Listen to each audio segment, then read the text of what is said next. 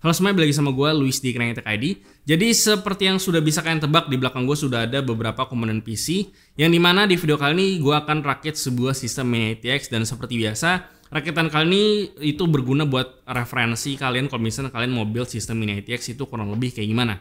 Jadi di sini udah ada casing, udah ada SSD, udah ada fan, ada CPU, MOBO, PSU, terus ada cooler, ada RAM, ada VGA card juga. Jadi sini udah siap, tinggal gue rakit aja semuanya. Dan kita lihat aja apakah performanya bakalan cukup baik karena ini sistem Mini ITX. Kita lihat aja kira-kira apakah bisa ngedrive semuanya dengan baik karena ini menggunakan CPU Intel i7 10700K. Dan kita lihat aja apakah thermalnya cukup bagus nanti dengan MOBO yang akan gue pakai, dan kira-kira dengan sistem yang kayak gini nanti bakalan kayak gimana gitu, apakah aman atau enggak, performanya bakal oke atau enggak. Jadi ya langsung aja. Nah sebenarnya rakit PC-nya udah kelar, cuman di sini gue sebelum masuk ke performa segala macam, di sini gue mau menjabarkan kira-kira komponen apa aja yang gue pakai. Cuman seperti biasa jangan sampai ada pertanyaan, bang kenapa lu pakai komponen ini, bang kenapa nggak pakai komponen ini, bang kenapa lu pakai bla bla bla bla. Jangan sampai ada pertanyaan seperti itu, karena seperti biasa rakit PC yang sekarang yang biasanya gue lakukan itu gue cuman menggunakan komponen-komponen yang ada di depan mata gue. Jadi kalau di studio gue atau di kantor lagi ada komponen apa, ya komponen itu yang gue pakai di rakit PC kali ini. Jadi ya udah langsung aja gue bahas komponen apa aja yang gue pakai. Untuk CPU-nya di sini gue menggunakan Intel i7 10700K 8 core dan 12 thread yang punya TDP 95 watt. Dan kita lihat aja kira-kira apakah motherboard dan sistem yang gue pakai ini mampu untuk ngedrive CPU ini. Mengingat yang gue rakit ini adalah sistem Mini ITX. Di motherboardnya di sini gue menggunakan ROG Strix Z490i, dan sepertinya ini adalah motherboard yang bakal cocok dengan build kali ini dan harusnya udah aman juga buat si 10700K. Motherboard ini punya 8+2 power face, dan ditambah lagi di bagian head spreader-nya ini punya semacam fan tersendiri untuk mendinginkan si VRM-nya. Lalu karena ini adalah Mini ITX, jadi motherboard ini tentunya punya 2 slot DIMM yang total kapasitasnya bisa kalian pakai sampai 64 GB. Dan speed maksimum yang disupport langsung sama motherboard ini bisa sampai 4800 MHz. Jadi tentu aja di motherboard ini kalian bisa pakai memori yang udah kencang. Untuk kayak portnya di sini menurut gue udah sangat lengkap karena udah ada 3 slot USB 3.2 Gen 2 Type A dan ada 1 USB-C. Lalu kalau kalian berencana untuk pakai VGA onboard, di sini juga udah disediain DisplayPort 1.4 dan HDMI 2.0. Dan yang menarik di sini juga udah ada BIOS flashback button yang bisa kalian pakai kalau memang diperlukan nantinya. Lalu audio jacknya di sini ada 3 dan semuanya itu nyala. Jadi kalau misalkan mau colok kabel headphone dan segala macam atau speaker, di sini harusnya bakal ngebantu. Buat storage-nya ada total 2 M.2 socket yang support dari SATA sampai PCIe Gen 3x4. Lalu kalau kalian mau pakai SATA juga ada total 4 port SATA di sini. Jadi buat opsi storage harusnya udah cukup banget buat sistem Mini ITX. Dan gue pribadi juga suka dengan layout dan penempatan semua headernya. Jadi untuk dirakit nantinya jadinya harusnya nggak ribet. Dan nanti akan gue jelasin lagi experience-nya setelah selesai gue ngerakit. Selanjutnya untuk VGA card di sini gue pakai TUF Gaming RTX 3070 dari Asus untuk ngelengkapin build kali ini. Karena niatnya sih dengan build yang mini ini harusnya bakal bisa ngedrive game yang cukup berat nantinya. Buat memori RAM di sini gue pakai Aperture Panther 2x8 DDR4 3200 MHz.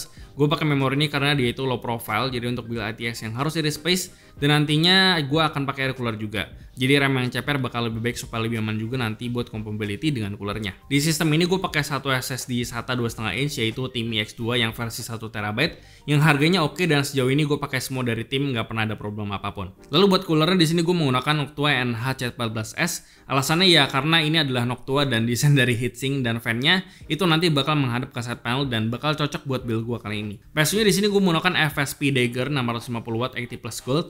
Ini power supply SFX yang secara kapasitas harusnya udah cukup untuk semua komponen ini nantinya. Lalu yang terakhir, case-nya di sini gue menggunakan Cooler Master NR200 karena secara looks gue suka, harganya terjangkau dan compatibility-nya juga cukup baik. Di sini gue juga pakai Noctua NF-A12X25 untuk fan-nya supaya lebih adem lagi, dan gue pakai sebanyak 3 buah. Oke, jadi kurang lebih kayak gitu kombinasi komponen yang akan gue pakai di rakit PC Mini ITX kali ini. Dan langsung aja kira-kira kita cobain apakah si 10700K dengan Z490i Strix ini bisa match dan kira-kira performanya kayak gimana, apakah mobonya bakal adem, apakah mobonya bakalan kuat ngedrive si 10700K ini.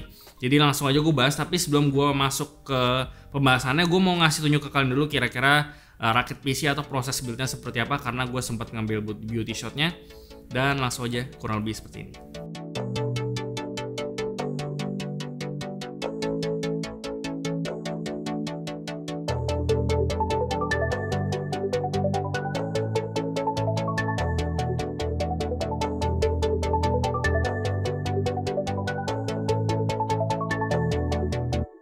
Oke, jadi kurang lebih proses buildnya kayak tadi, dan pengalaman gue rakit di sistem ini sih gue nggak ada isu sama sekali karena kebetulan layoutnya si NR200 ini udah gampang untuk masalah perkabelannya.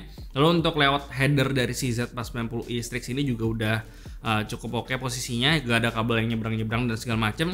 Karena waktu itu gue sempet coba nge-build sistem atau PC Mini ATX dengan motherboard yang waktu itu layout dari headernya itu kurang oke lah, atau bisa dibilang cukup ngeselin karena banyak kabel yang nyebrang-nyebrang.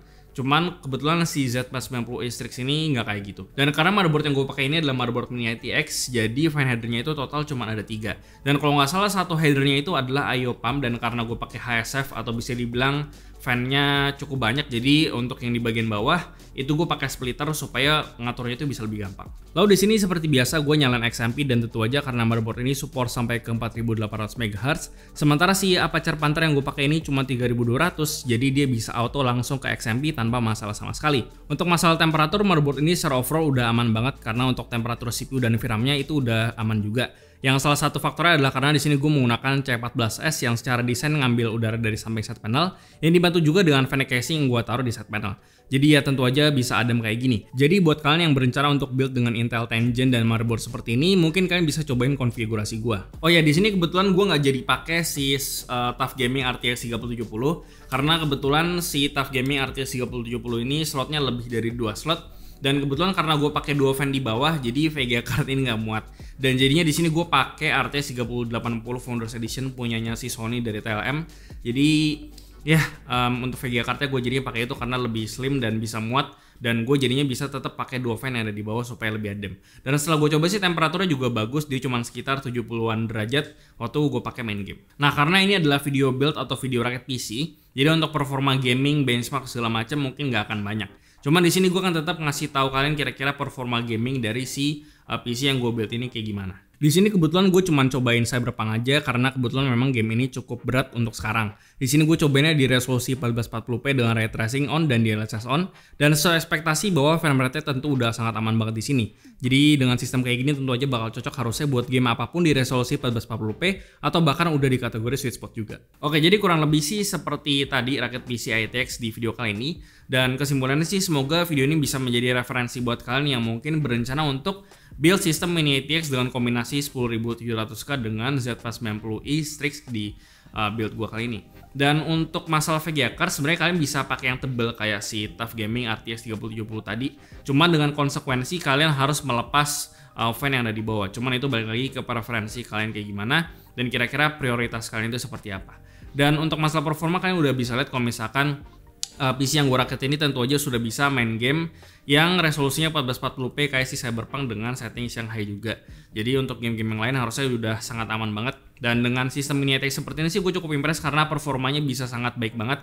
Karena dibandingkan dengan rakit PC gue yang sebelumnya, performanya mungkin nggak bisa sebagus si PC yang udah gue rakit sekarang ini. Dan untuk konfigurasi memorinya dengan Aperture Panther yang gue pakai ini so far nggak ada masalah, bisa masuk ke XMP dengan mudah. Dan sebenarnya kalian bisa pakai lagi juga memori yang lebih kencang lagi karena kebetulan si Z490i yang gue pakai ini dia itu bisa support sampai ke 4800 MHz. Dan untuk overclockingnya semoga gue kedepannya masih ada kesempatan untuk nyobain si Z490i Strix ini dengan si 10700K, karena sebenarnya si 10700K ini harusnya bisa dengan gampang achieve ke 5 GHz. Oke, jadi gue rasa itu aja yang bisa gue bahas di video kali ini. Semoga kira-kira bisa menjadi referensi kalau misalkan kalian pengen rakit PC ATX.